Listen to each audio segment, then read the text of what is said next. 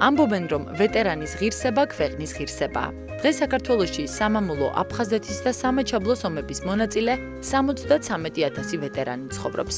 გადაცემის ბოლოს გავიგოთ, როგორ უნდა იქცნენ წლების მანძილზე არასასურველ მდგომარეობაში მყოფი ვეტერანები დოვლათის შემქმნელ ადამიანებად და განვიხილოთ ახალი პროექტები, რომლებსაც ვეტერანების საქმეთა სახელმწიფო დეპარტამენტი ვეტერანებს თავაზობს.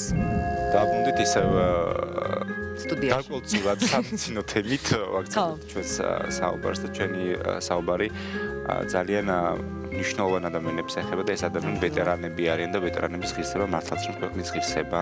უმეტეს ჩვენთვის, ჩვენი ქვეყნის, რომელსაც თუნდაც მარტო ჩემ ახსოვებაში და მე ჯერ სულ 30 წლის ვარ, რამდენიმე ომი აქვს გადატანილი ჩვენ თაობას განსაკუთრებით და მათ მშობლების თაობა ის და ამიტომ ძალიან მნიშვნელოვანი ამ ადამიანებზე საუბარი და იმ სიახლეებზე რა სიახლეებზე სამემართულებით სახელმწიფოს მიერ იგეგმება რაც შეეხება ვეტერანების ზრუნვას და მათი ღირსების მართლაც ღირსებასთან დაცვას. ჩვენი სტუმრები იქნებიან ბატონი ირაკლი შიხიაშვილი, ვეტერანთა საქმეების სახელმწიფო სამსახურის უფროსი და ლევან სამსონია ვეტერანი, მადლობა სამსიანი, უბრალოდ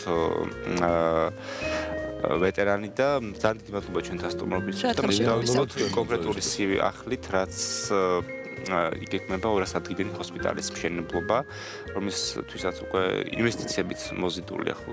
რა ჰოსპიტალია, როგორ ხდება ეს და რასთან არის დაკავშირებული? როდესაც ბატონი ირაკლი არის ჩვენთან სტუმრად, ეს ნიშნავს, რომ ძალიან კარგ და მნიშვნელოვან თემაზე და წამოწყობაზე ვიწყებთ საუბარს და დღევანდელი დღეც არ არის გამონაკლისი, ხო? ჩვენ ლამაზი ღონისძიება ჩავატარეთ ახალ წლის მერე. თქვენთან სტუმრობდით მაშინ. ქანდაკებების ფესტივალია, ყინულის ფესტივალი უბრალოდ. ქანდაკებების და მართლა ძალიან ლამაზად ჩაიარა იმ ღონისძიებამ. ეხლა მინდა პირველ რიგში მოგესალმოთ, მივესალმოთ თქვენს ტელემაყურებელს, მივესალმოთ ჩემს მეგობარს ლევანს და ვთქვა მოვყვე ერთი ინფორმაცია იმასთან დაკავშირებით თუ რა იგეგმება ვეტერანებისთვის სამკურნალო სარეაბილიტაციო ცენტრთან დაკავშირებით. მოგეხსენებათ, რომ ძალიან დიდი ვნებათა ღელვა მოყვა ჰოსპიტალის თემას, ვეტერანთა ჰოსპიტალის თემას, რომელსაც ასე ერქვა სანიკიძის სახელობის ვეტერანთა ჰოსპიტალი, თუმცა ეს ჰოსპიტალი 2008 წლიდან ეკონომიკის სამინისტროს იყო და ის არ იყო ვეტერანების ჰოსპიტალი, ასე რომ ვთქვათ. მაგრამ ძალიან ბევრი ვეტერანი თავის დროზე იღებდა იქ სამედიცინო მომსახურებას და იქ იყვნენ ექიმები, რომლებიც ძალიან დიდი შრომა ჩადეს იმისთვის, რომ იმ საშინელ პირობებში და იმ წილ პირობებში მაქსიმალური გაეკეთებინათ ამ ბიჭებისთვის სარეაბილიტაციოდ. თუმცა მინდა გითხრათ, რომ შენობა ძალიან მძიმე ავარიულ მდგომარეობაში ამჟამად და ძალიან არასწორად მიმაჩნდა ერთი რამე, რომ ამ ყველაფერს უყურო გულგრილად და არაფერი არ გააკეთო და 10 წელი, 12 წელი ეს შენობა კატასტროფულ ვითარებაში იყო და სამწუხაროა, მაგრამ არ მინდა თითის არავისკენ გაშვერა, მაგრამ ადგილიდან, მკვდარი წერტილიდან პრობლემა არ იძრებოდა. მოგეხსენებათ, ეს ჰოსპიტალი ჩვენს ბალანსი არ იყო, ეს ეკონომიკის სამინისტროს ბალანსი იყო, ჩვენ წინა წელს ვაფინანსებდით მთავრობის გადადგენილებით 800,000 ლარი იყო გამოყოფილი და უწევდით სამედიცინო მომსახურების შესყიდვას ვეტერანებს. თუმცა მინდა გითხრათ, რომ 800,000 ლარიდან დანიშნულება, ანუ მარგი ქმედების კოეფიციენტი ამას ქონდა ძალიან პატარა და მცირე, იმიტომ რომ 680,000 ვეტერანის მკურნალობას კი არა, კომუნალურ გადასახადებს, ხელფასებს და ასე შემდეგ, არა მიზნობრივ ხარჯებს ხმარდებოდა. ამიტომ ჩვენ გავაკეთეთ ჯანდაცვის კომისია. ამ ჯანდაცვის კომისიის საშუალებით ჩვენ მივეცით საშუალება ვეტერანებს, რომ საუკეთესო კლინიკებში მივიძანეთ და დაზღვევის ზევით ჩვენ დაუფინანსოთ ის, რასაც აქამდე ვერ უფინანსებდა, თუმცა ხელისუფლება ყოველგვარი გადაჭარბების გარეშე მინდა ვთქვა, რომ ამ ახალმა ხელისუფლებამ განსაკუთრებული ყურადღების მიპყრობა დაიწყო ვეტერანებისთვის, იმიტომ რომ ჯერ ერთი ცალკე სტრუქტურა შექმნა ამისთვის. მეორეც ერთი ბიუჯეტი 7 ჯერ გაიზარდა ვეტერანების. მესამეც ისე რომ 1000 ლარიანი დახმარება დაენიშნა გარდაცვლილთა ოჯახებს. სადაზღვევო პაკეტი, რომელიც შესთავაზა ვეტერანებს, არის ბევრად უკეთესი ვიდრე სხვა მოქალაქეებისთვის. ასევე გვინდა და ვცდილობთ ახლა რომ გავზარდოთ ქულების რაოდენობა დევნილი ვეტერანებისთვის, რომ მათ მიიღონ საცხოვრისი და უკვე გავზარდეთ კიდეც რაღაც გარკვეული რაოდენობით და აი ესე პერმანენტულად ნაბიჯ ყოველდღიურად ვცდილობთ რომ რაღაცა კონკრეტული სიკეთე შევქმნათ. თუმცა ძალიან ბევრი რამე დაგვჭა ჯერჯერობით შესასრულებელი, დაგვრჩა გასაკეთებელი, იქიდან ძალიან ცუდია რომ 22 ლარი აქვს ვეტერანს. და ეს არ უნდა იყოს ასე. ეს არის რაღაც სიმბოლური. ეს იმიტომ მოხდა რომ მონეტარიზაცია რომ მოხდა კომუნალური გადასახადების შესაბამისად 20 დოლარზე დაიყვანეს, გაიყიდა თელასი, გაიყიდა თბილგაზი.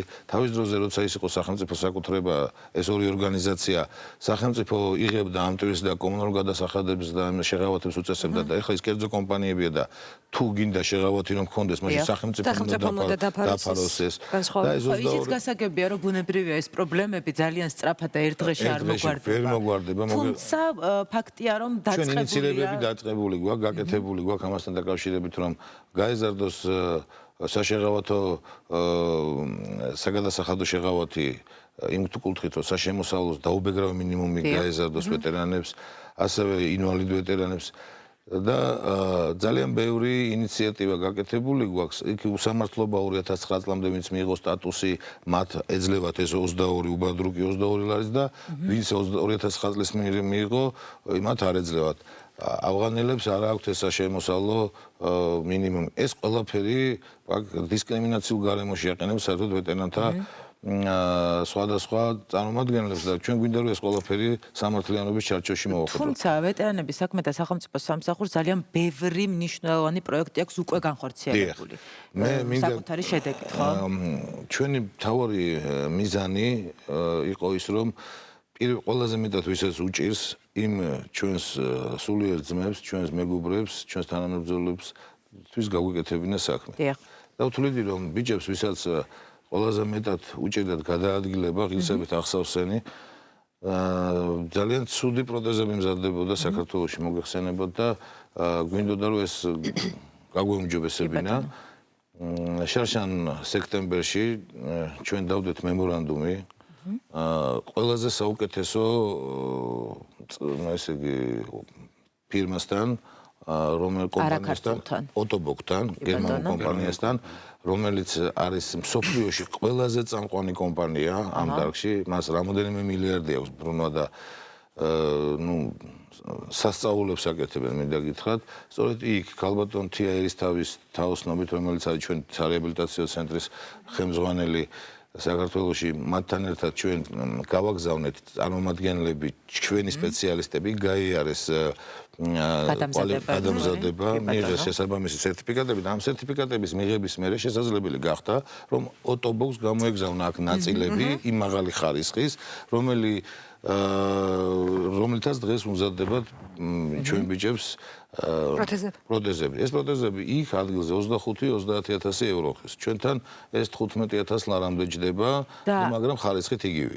ამას ანაზღაურებს ვეტერანთა სამსახური. ვეტერანთა სამსახური. ზურათღირებული პროტეზები, როგორც 38 პროტეზი 420000. ამ წელს ჩვენ 80 პროტეზს კიდევ გავაკეთებთ მინიმუმ და ასე ძალიან საინტერესოა იმ 519 ადამიანი ყავს, მეომარი ყავს, რომელსაც პროტეზები არ ქონდა და პერმანენტულად ჩვენ სიმწვავიდან და სირთულიდან გამომდინარე ყველას დაუმზადებთ. ბატონო, რაღაც პროექტს მიხედვით, ანუ იგეგმება ახალი საავადმყოფოს აშენება, რომელიც იქნება 200 წელზე გათვლილი და ძალიან ბევრ სერვისს შესთავაზებს ვეტერანებს. ეს არის ქირურგია და ყველაზე მნიშვნელოვანი რაც არის რეაბილიტაცია და ასევე რეაბილიტაციასთან ერთად იგულისხმება მე როგორც მივხვდი ფსიქოსოციალური რეაბილიტაცია, რაც ძალიან მნიშვნელოვანია ვეტერანებისთვის.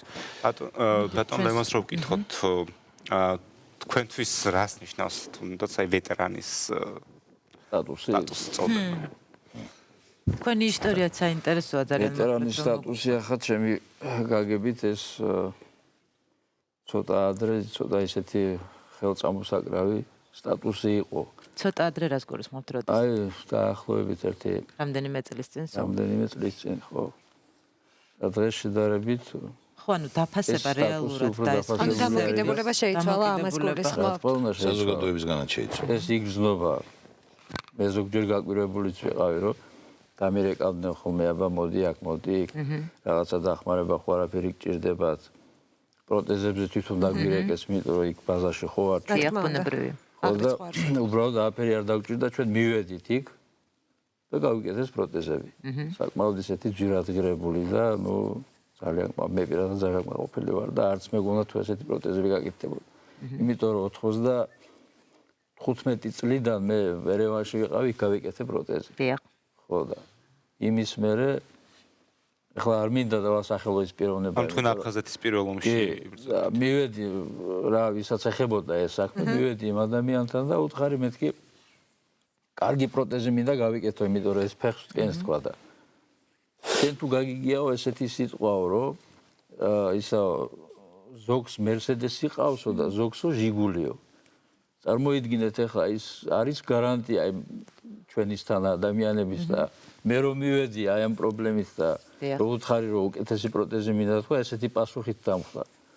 ესეთ დამოკიდებულება საზოგადოების დამოკიდებულება შეიცვალა ამ ადამიანების მიმართ, ასევე სახელმწიფო სტრუქტურების დამოკიდებულება, ხო? ეს მე მგონი ერთმანეთთან კავშირშია რაღაცნაირად. აბსოლუტურად გეთანხმებით.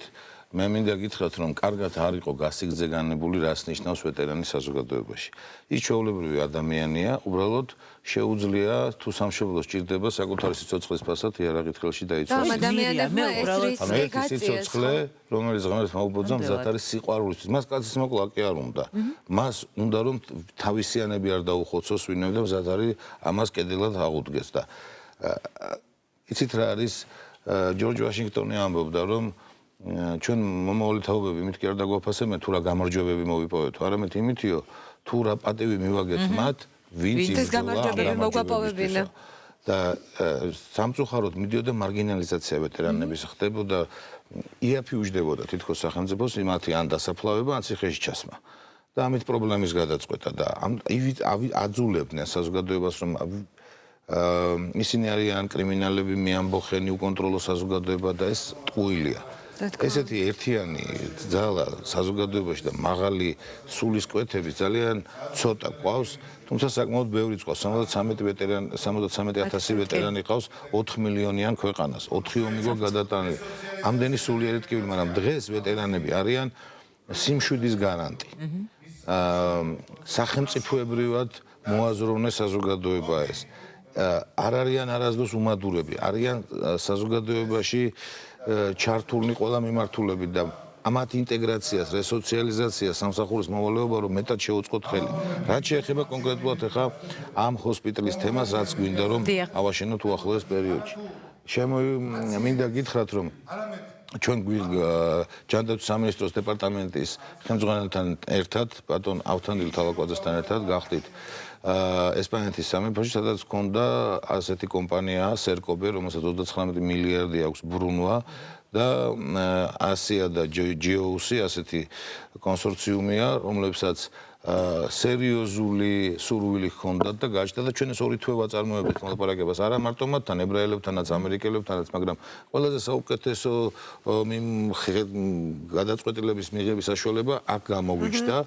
ჩასვლისას მათ უკვე დაგვახვედრეს აიაგერის პირდაპირ ის პირველი ესეთი ვიზუალური პროექტი და მათ პრეზენტაცია გავუკეთეს თუ რა შესაძლებლობები აქვს, რა გამოცდილებები აქვს თითოეულ კომპანიას, თითოეული რა პასუხისმგებლობას აიღებს და მივიღეთ ესეთი გადაწყვეტილება. დღეს ველოდებით უკვე მინდა ხმამაღლა განვაცხადოთ.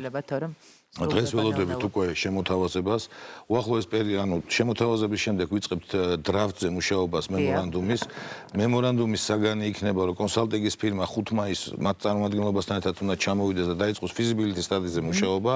შემდგომ PPP პროექტების ფარგლებში, ანუ სახელმწიფოს და ინვესტორის თანამშრომლობის საფუძველზე 25 მილიონი ევროს ინვესტიციას განახორციელებენ ებრაელები ამ ტექნიკურ-ეკონომიკური კვლევის შესრულების შემდეგ, რომელსაც თავის ხარჯით აფინანსებენ, მინდა გითხრათ, და დაიწყებენ მშენებლობას 200 საწოლიანი სამკურნალო სარეაბილიტაციო ცენტრის, რომელიც არ იქნება მარტო საქართველოს მასშტაბის, ეს იქნება რეგიონალური მასშტაბის და გარკვეულწილად წყაროთაც შეიძლება ეს ვაქციოთ ინვესტიციების ქვეყანაში შემოსადინი.